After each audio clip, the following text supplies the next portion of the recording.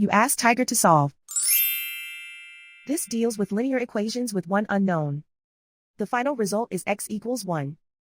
Let's solve it step by step. Group all constants on the right side of the equation.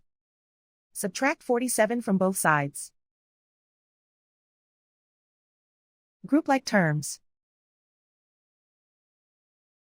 Simplify the arithmetic.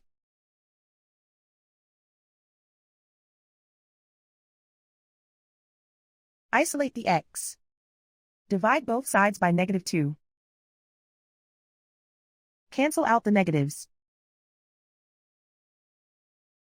Simplify the fraction. Cancel out the negatives. Simplify the fraction. And so the final result is x equals 1.